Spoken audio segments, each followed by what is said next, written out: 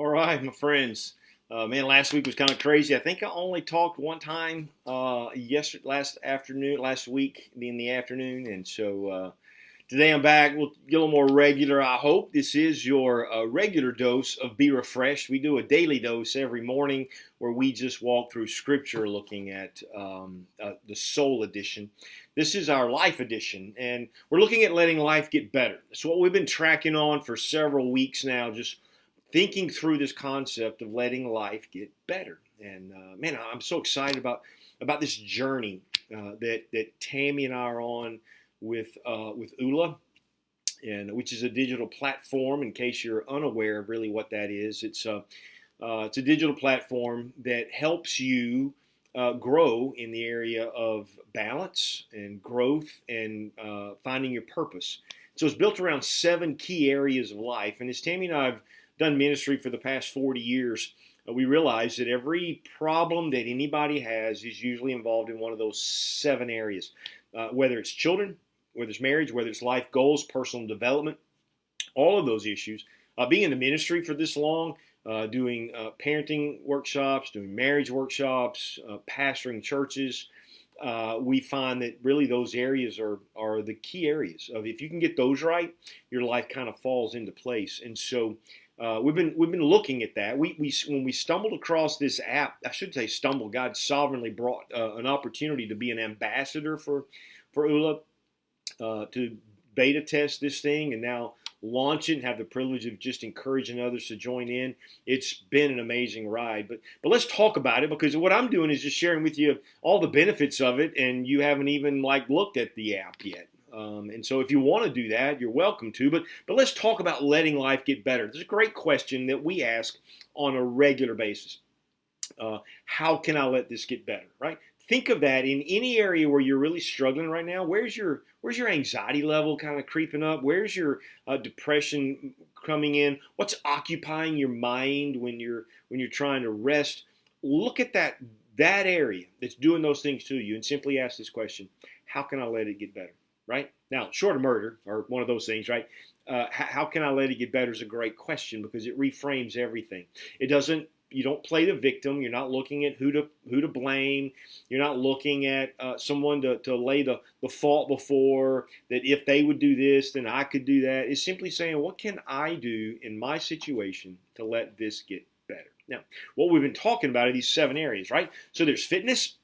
How can I let my health get better? How can I let my health get better in the area of my internal clock and everything going on, my health through my issues of my blood pressure and my all of the issues, diabetes, all of those things. How can I let that get better? How can I be stronger and more limber, long muscle, so to speak, where I can bend over and I can do the things that I need to do just to get through the day? How about my emotional health and my mental health? What can I do to let that get better? That's fitness. It's one of the crucial issues. Finance is the next one. How can I live with margin? How can I live where money is working for me? I'm not working for it, right? And in the area of family, how can I really build into my family the qualities that make a family what it is? How can I be a better husband? How can I be a better father? How can I be a better brother, sister, niece, nephew, right? How can I be better in that area of my family? What do I need to do?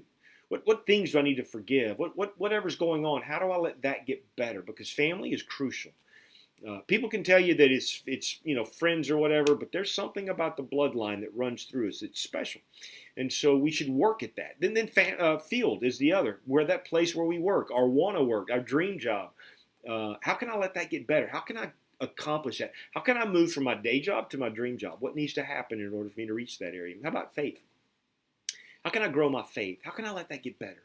How can I have a greater relationship with the God who loves me and who is always working for me? How can I serve him? But how can I better love him? And then we talked in terms of friendships, right? How can I improve my friendships? How can I let these friendships that God has blessed me with be better? And then how can I have more fun? How can I let fun, be better, right? These are the 7 areas. Now, every time, what we want is balance in those areas. And you're going to find, if you've followed me, you're going to find that you're weak in some of these areas, pretty strong in others, weak in others. We want to see balance. We want to see growth in every one of those areas. And so we realize, though, that almost every time that we desire to do that, what happens is we have these strongholds or these blockers, whatever you want to call it, that creeps in, right? And they begin to interfere. So we think we're breaking out, and all of a sudden these things come at us. Let's talk about what they are, because we've only seen one. We looked at fear last week and realized that fear comes at us in so many different ways, but it blocks us from. Fear's what lets us not have honest conversations, crucial conversations with people, so that relationships get better. Fear is what lets us not have the fun that we could have because we're afraid something could go wrong or one of those things. And it can destroy our finances because we just kind of, fear keeps us from making good investments. Fear keeps us from doing things that we're afraid we'll lose control over. It plays a part in almost every area. That's one. Guilt is another. Anger is one. Self-sabotage is one. Laziness, envy, focus. But today I want to talk to you just about this concept of guilt. Guilt is one of those, it just creeps up on you. Every time I've set out to do a new work or a new ministry, whether it's build a new business, write a book, teach at a conference, whatever it is, guilt seems to want to creep in. Does it happen to you like that? Guilt will slide in there, and it'll make me feel like I'm unworthy. It'll put me on the mat, and it will just pummel me until I cry uncle, right? I mean, it here's what it does. It tells me that I deserve to be shamed. Who do I think I am? That's what guilt does to it. Who do you think you are, going out there and trying to help people, make the world better? You suck at life, right? I mean, this is what guilt does. It blames me for all the wrongs in my life. It makes me a hypocrite. It tells me, hey, you're just a hypocrite, man. You need to call. Guilt will wreak havoc in our life, and those are some of the things it does. Now, there's a healthy aspect of guilt. Really, this is more shame than guilt. Guilt works good in some ways, because if I've done wrong, actually done wrong, guilt is that thing that the Spirit of God uses to turn my remorse and my sorrow and my shame into repentance and forgiveness, right? But we tend to not say, let's talk about that. We tend to let guilt just begin to creep in on us. And what has to happen is, once we've repented of something, it's a done issue. Quit looking in that rearview mirror. It's over. It's done. You can't stop it. Just put duct tape over your rearview mirror of your life and just move forward.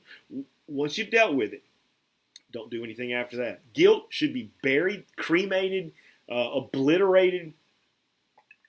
Whatever term you can think of, that's what ought to happen. If you aren't brutal to guilt, it's going to seek to own you. It's going to seek to redefine you. It will seek to paralyze you. It will seek to silence you. Guilt has to be dealt with. So when we're trying to better ourselves in the area of our fitness or our finance or family, or improve our work lot, improve our faith and friends and fun, guilt is going to be one of those strongholds. It's going to creep in. It's going to go, I'm going to make it hard for you to get those goals that you want to get. And so we have to deal with it. So let's talk about guilt in a couple of ways. One, guilt comes at us from a painful past, right?